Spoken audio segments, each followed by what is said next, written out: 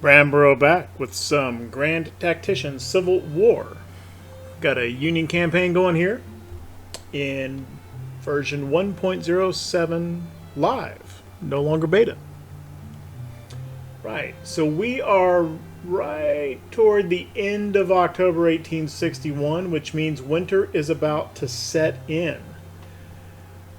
Which has always in the game been a period with increased attrition. However, now in 1.07, with what I'm observing, that I think becomes more significant because it appears to me that attrition is a bigger deal now. Not necessarily because attrition has gotten worse, but seems to me, and I know I bring this up almost every episode, but I think it's worth repeating until we all get used to it and know the game works this way. I don't. The replacement rate isn't keeping up with casualties and attrition the way that I perceived it used to. And so the armies kind of dwindle in size a little bit over time, even when they're not fighting.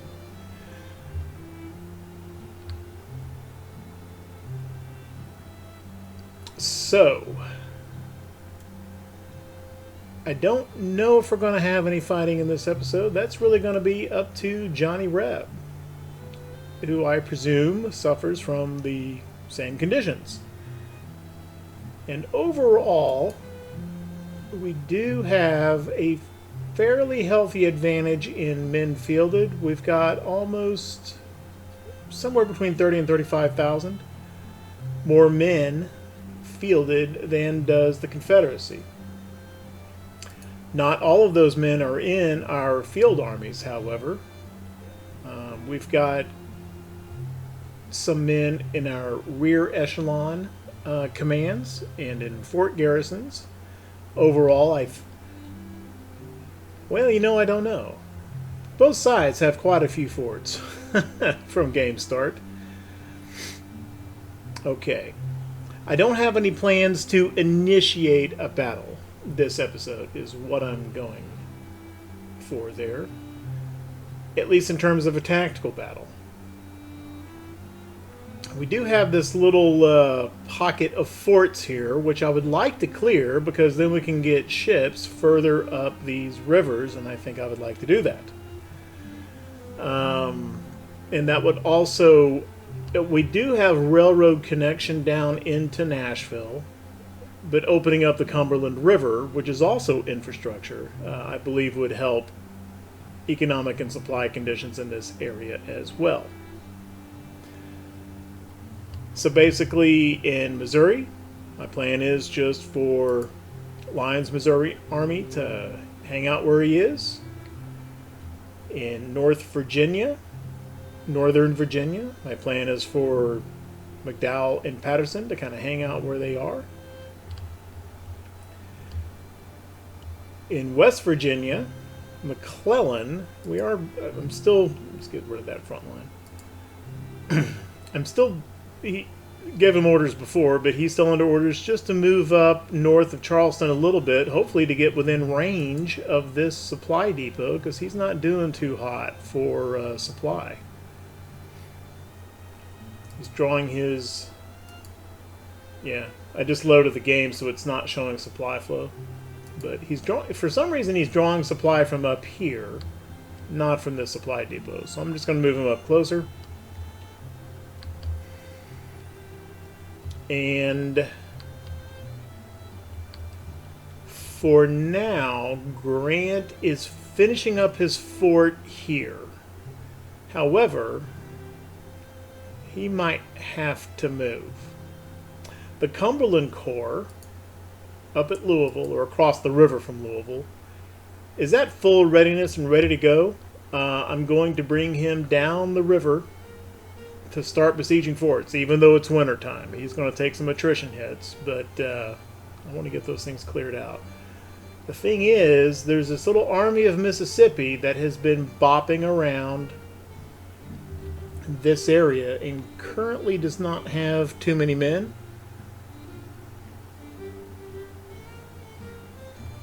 if I can get the tooltip on it. Still only 80, but 5,500 predicated, and he's had those 5,500 men coming for a while, so they're probably just about to arrive.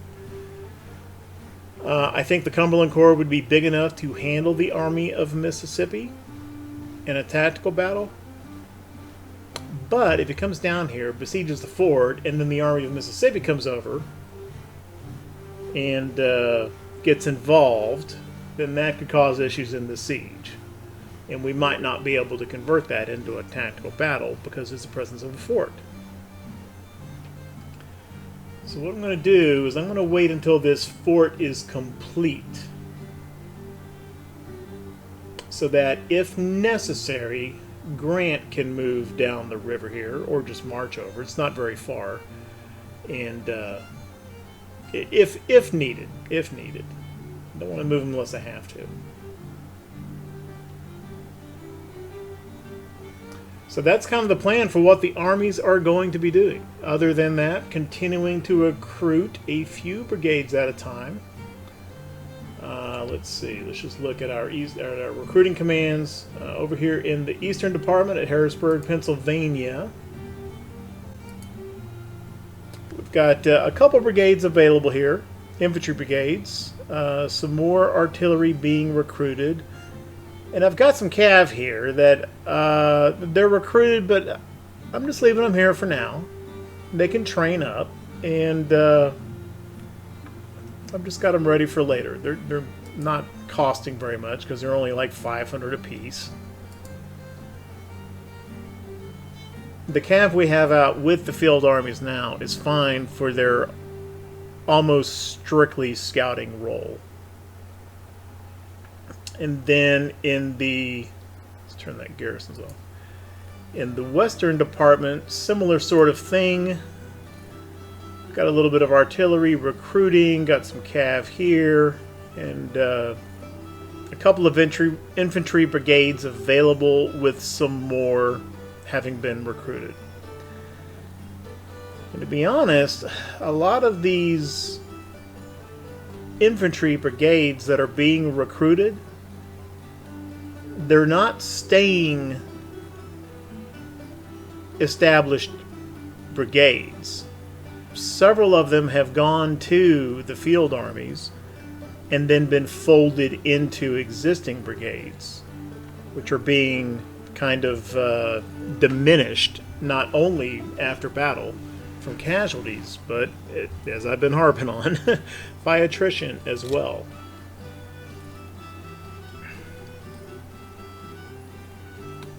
So I'm having, basically what I'm saying is I'm having to recruit additional men, additional units, just to kind of keep the existing armies somewhat up to snuff. Okay. I did notice something interesting off camera just only 20 or 30 minutes ago that I don't know if they were there all the time or if somehow they showed up. But I have not researched the project. I cannot produce them. But we have 4 Gatling guns.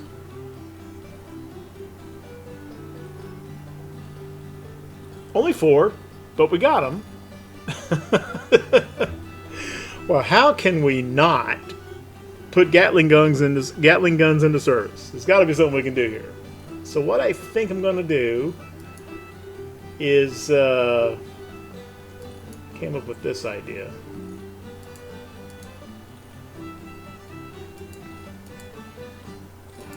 Get to the I need a small artillery unit. They count as artillery units apparently. And right here I've got a smoothbore artillery unit, currently equipped with 12-pounder field guns. No great loss. So I think what I'm going to do here is let's convert this unit to Gatling guns. And I want them to stand out, right?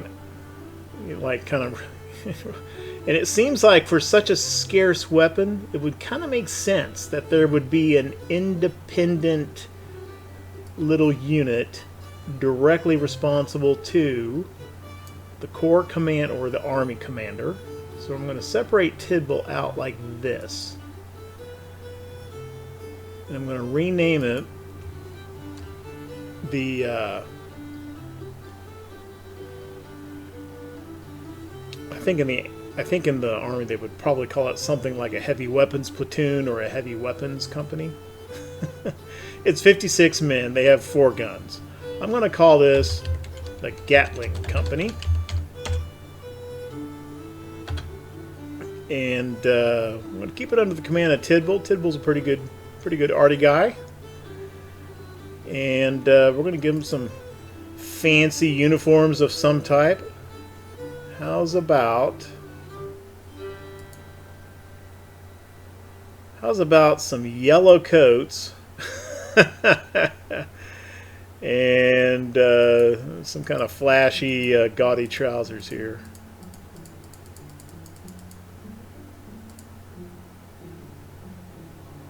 I don't know if I like that. Nah. Just go with white trousers. There we go. That looks a lot more green than yellow to me, but maybe it'll stand out more yellowish on the battlefield. So there we go. Yellow uniformed Gatling gunners in the Potomac Army, which at some point in the future will be the First Corps of the Army of the Potomac. I think that's pretty exciting. I want to see those things in action. Let's see, what are the stats on these? I looked. I think they updated the manual a little bit for 1.07. However, the appendix that lists weapons, they don't have the new machine guns in them, which are the Gatling gun. I forget the name of the other gun in that project, and then on the Confederate side, under the Confederate Guns project, there is the Williams. So the accuracy is poor. That makes sense. Range is 700 yards and 200 rounds a minute. That's got to be worth something. We'll see how those do in action the next time that the army of that this army gets into combat. And I had a choice down here. These are New York troops, and there's also a 3-gun unit of 12-pound field guns from Maryland. I picked the New York, A, because they could use all 4 weapons, and also because it's a New York unit which has 96 state support. I think it's going to be important for this unit because this thing's going to be up on the line with the infantry, right? It's not going to be sitting back. And so, I want their morale to be as good as possible. And Tidball should be pretty good for that because he's a 3 leadership artillery dude.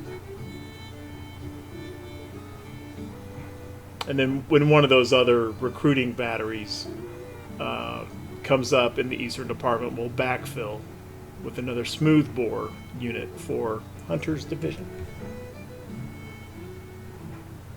Okay.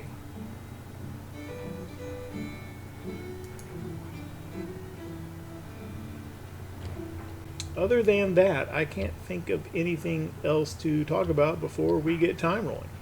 Let's start our little kind of winter campaign to reduce some forts over here, which may be all that happens in this episode. We'll see how it turns out. Oh, the other thing I want to do is, again, going back to the attrition thing, I'm starting to feel the need maybe for at least a couple hospitals here and there.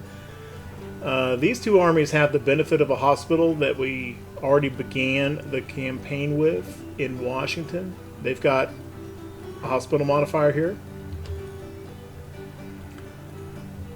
I don't know that this army in West Virginia is going to stay here kind of permanently. It's not as if the CSA, I mean, they may come back up into West Virginia, but it's not like they can flip it back and make it resecede. And so I don't know if McClellan's going to stay here much longer. He may be a good idea for him to maybe come over this way and start working on Knoxville after winter's done.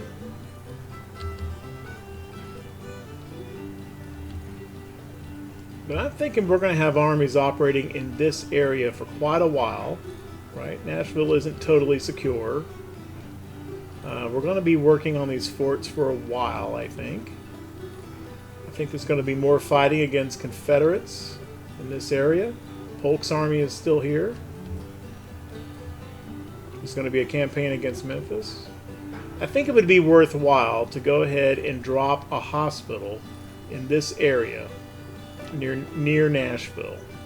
So I'm going to go ahead and do that.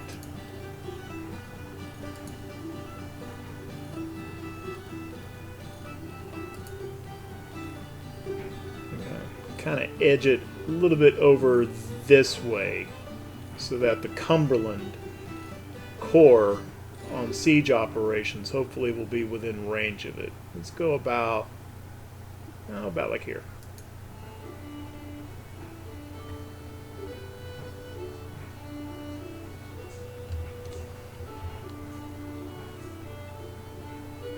I do think that the Missouri Army is going to remain operating in this area probably for quite a while.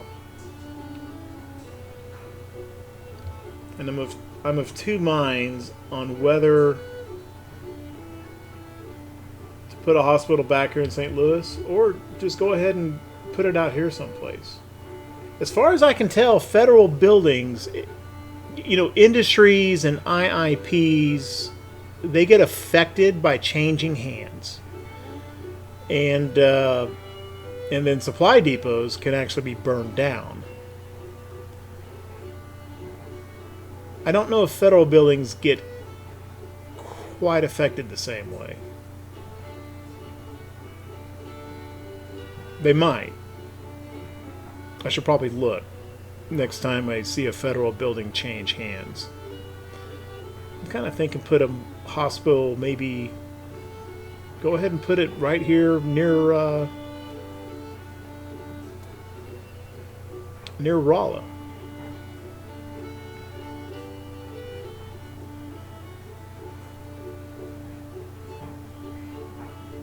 I don't have any plans to lose this area.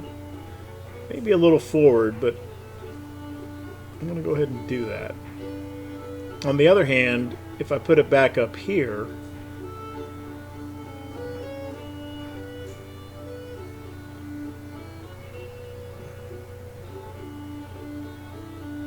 I'm going to put it up here at Rolla. Now, so that's about $9 million I'm spending on these two hospitals, which means, yeah, we're about to take a credit rating hit. We'll get a surplus running though. I think we're going to be okay. I don't know. We seem to be in a trough at the moment, but we're still doing all right. Now this says 292, but the graph is showing much lower. Anyway.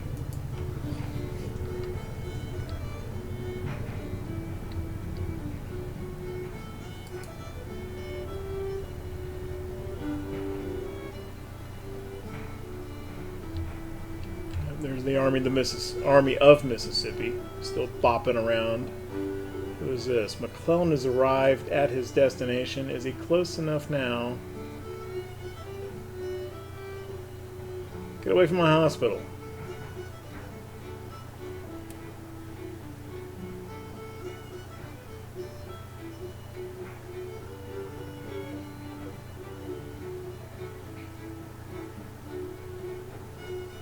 Rear guard. trying to get the tooltip to show if he's got his new men yet. Yeah. I gotta pause it. I can't get the mouse to... No, he's down to 75 men. Okay.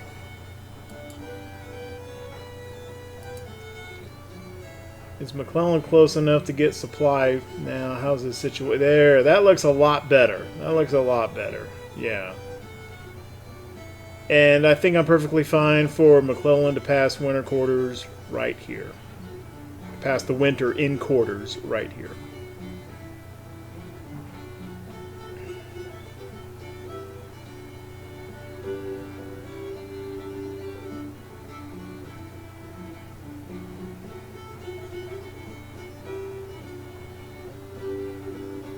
Morale's improving. It just popped from confident to determined. That's good.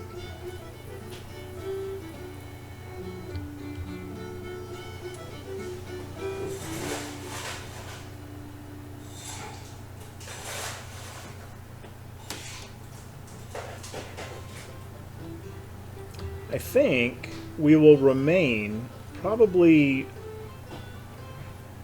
under you know, these armies would remain within the influence range. Well, we can just look, right? It shows us medical. It's really not very high.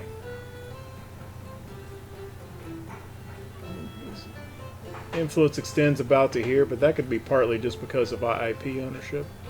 I don't know.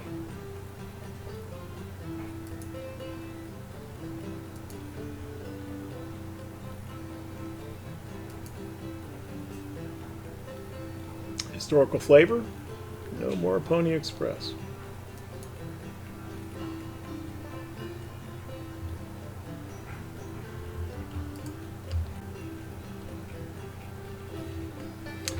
There is one economic thing that I have not... Army of Mississippi retreated again. There is one economic thing that I have not talked about, forgot to talk about at the beginning of the... in episode 1, and that is railroads. There are 2 available railroads. The Davenport and that's a typo. It should be Davenport and Omaha, and the Minnesota and Chicago. And I normally build railroads at the beginning of the campaign, and I'm not going to do it this time. And that is because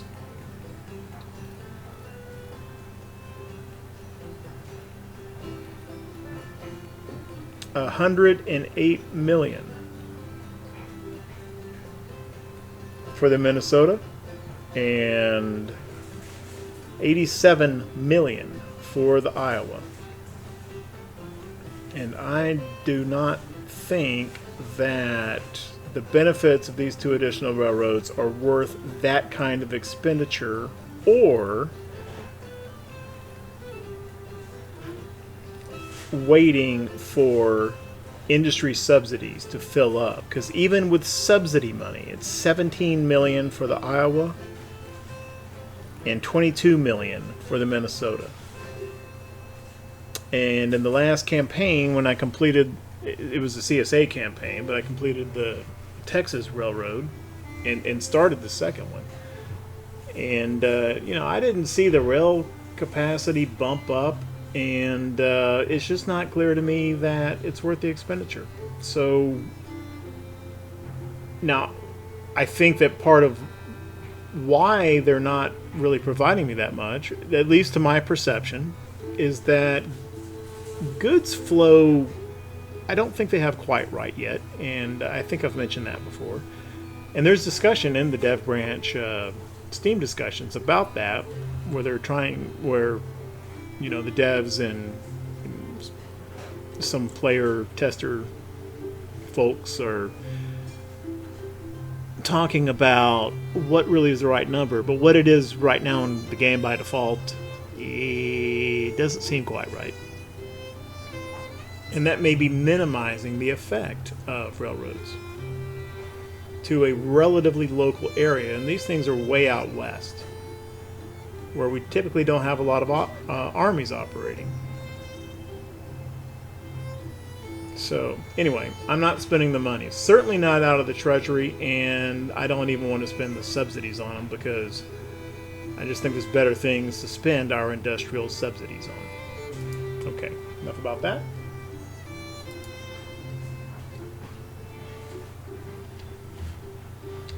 How's this fort doing? Almost done.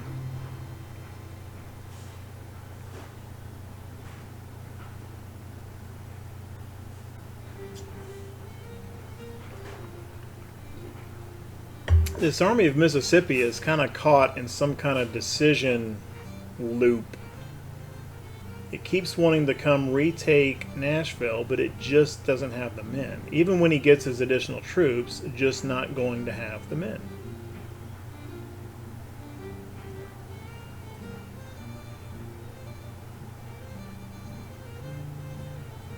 Either he's trying to retake Nashville, or he's coming here and trying to march down to where Polk is. It's not clear. But he just keeps going back and forth. We completed something. Probably the fort, right? Fort Beauregard, really?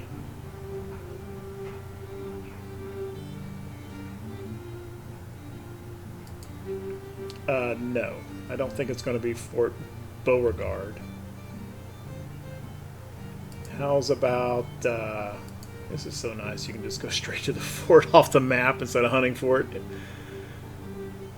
Well, you know what? Ulysses S. Grant built this fort. I think this is going to be Fort Grant. So there. I think we probably want a little bit of a garrison going on in here.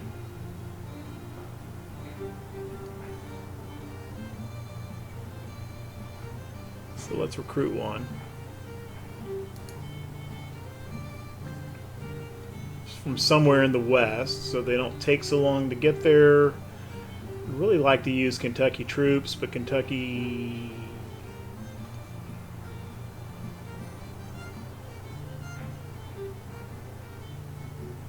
I'd be okay with 63 state support if it was a fort in Union territory. It's in Confederate territory. We better not do that. Let's bring 1,500 men from Iowa. Just 1,500. That's fine. With all... Sure, you can be all brown. I'm a little surprised that's the default uniform selection. Colors. Okay, and we can at least give them Springfield muskets. Got plenty of those.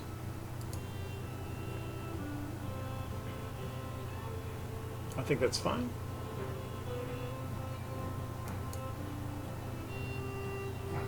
Oh.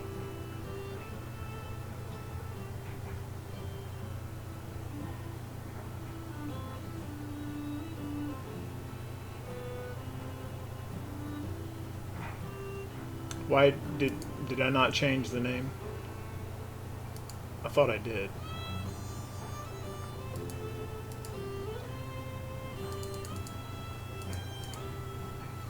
I did. Why is it not reflecting on the map?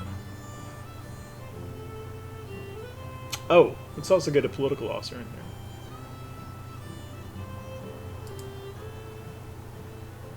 Command.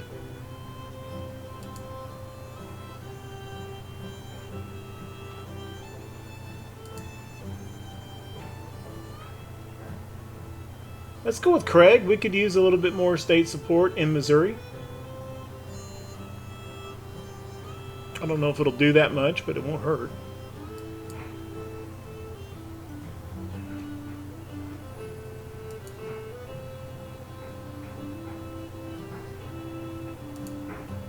I think Sumner's just a little bit too good to be stuck in a Fort Garrison Brigade command.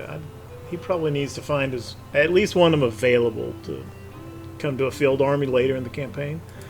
I should really go through most of the units and kind of, you know, I mean, we've got John Reynolds sitting around doing nothing, James McPherson, Sheridan, here's Hancock, Gibbon. I need to get these guys out into command. I think I'll probably do that off camera sometime here during the winter. In the meantime, how about somebody like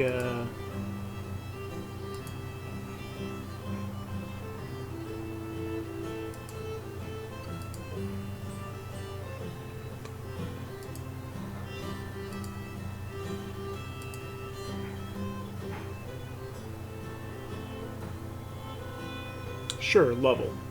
Lovell. I don't know how that's pronounced. Lovell. Lovell or Lavelle? What do y'all think? No cheating. Don't go to howtopronounce.com. How do you think it's pronounced? Right. Let's continue on. Now that this fort is complete, here comes this army again. All right, Cumberland Corps. Isaac Stevens. So, this is interesting. You know, there, as I think has been most people know, there's political officers, there's West Pointers, and there's volunteers. A very few, and Isaac Stevens is one of them, are both West Pointers and political officers. There's only a couple. The only other one that comes to mind on the Union side is O.O. Howard, Oliver Howard. So anyway, so these are not mutually exclusive. There's not many, and I think there's one on the Confederate side, but the name escapes me. Anyway, Cumberland Corps. Full readiness. And let's bring you down to about here using river transport. There we go.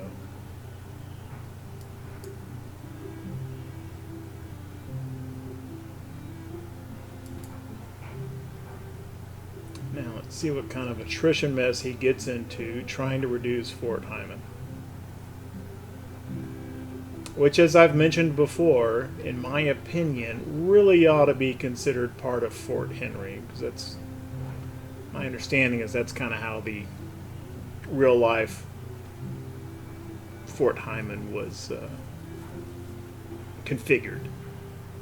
It was kind of part of the Fort Henry defenses here, rather than a standalone fort in its own right.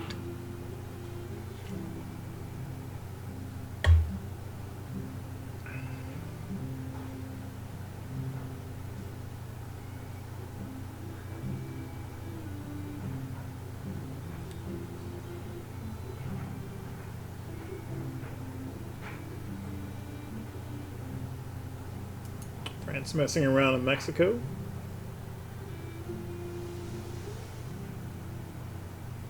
Let's hop around to the other armies and see if anything is happening in these theaters. No.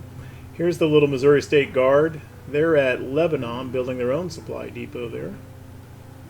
May just have to go capture that after they're done with it. How about over here in Virginia? Okay, Confederacy has gone with Diplomacy 1.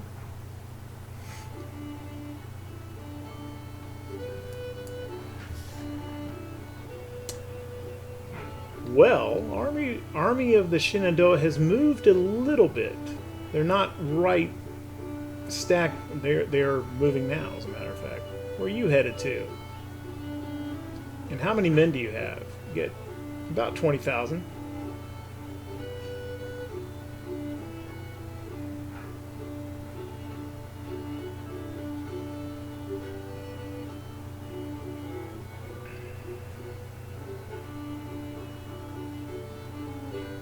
we need to keep an eye on that.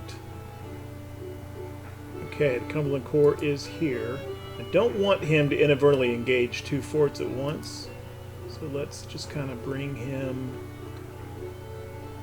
about like so.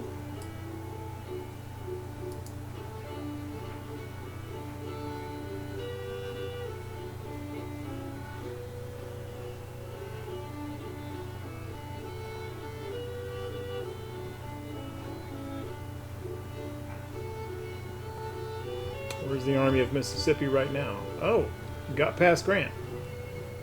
Still retreating, but he's retreating in another direction now. That actually kind of works out for us. It less complication with what Stevens is doing over here.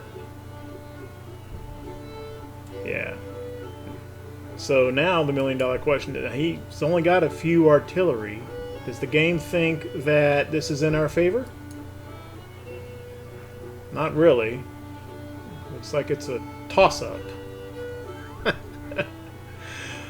Well, you know, if they fail, they're still getting experience here toward the Army perk slot, and they'll just come back and try again.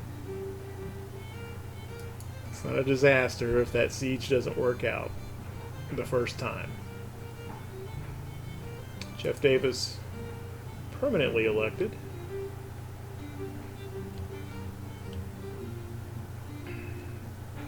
Speaking of Army perks, okay, Grant's almost there. Let's go back and look at Virginia again. Wait, what? We can't have this.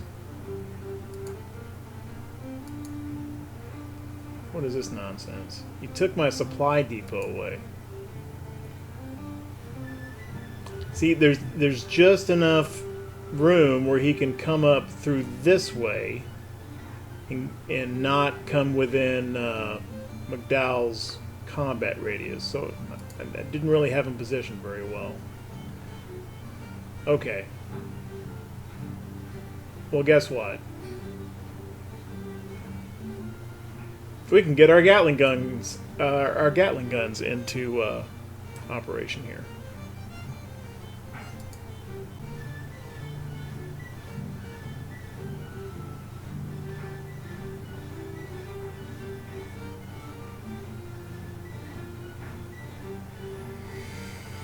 Okay, well, it's another pretty even battle, probably on Manassas, possibly Wilderness map.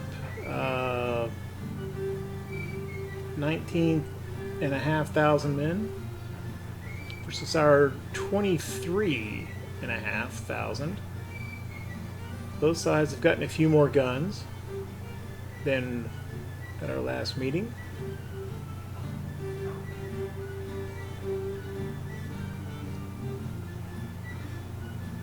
It's not clear as who's going to be the attacker.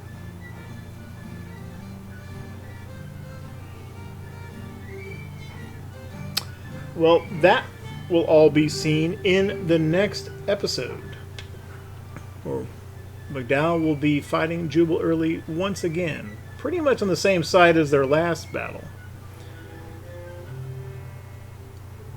If you like what we're doing with the channel, if you like the content, then leave a like, leave a comment, maybe even subscribe if you are so inclined. If you're new to the series, want to see some of the other episodes that you may not have seen, linking a link to the playlist right here. What I'm also going to link here here at the end of the video is, yesterday I kind of gave a little shout out to Party Moses and his tutorial campaign, and gave a link to that. And there's another player who has recently started posting a few Grand Tactician videos, and I kind of like his style. I enjoy watching him. A fellow named, let me see if I get this correct, Grumpy Gruntpaw Gaming, and he's got a Union campaign going on. And anyway, I thought it was enjoyable to watch. you know, in some ways a little bit like me, kind of deliberate, but I like the way that he's organizing his armies on the campaign map. I think it's pretty cool. And I remarked a few episodes ago about how I like the idea of maybe having a few like 4 brigade little armies or little corps running around, kind of doing things like sieges and taking cities, and kind of covering more ground. Well, basically, I stole that from Grumpy, watching one of his videos. So, anyway, yeah, if you like my stuff, you'll probably like his stuff, as I've said before with others. So check it out. At any rate, thank you very, very much for watching. I appreciate it.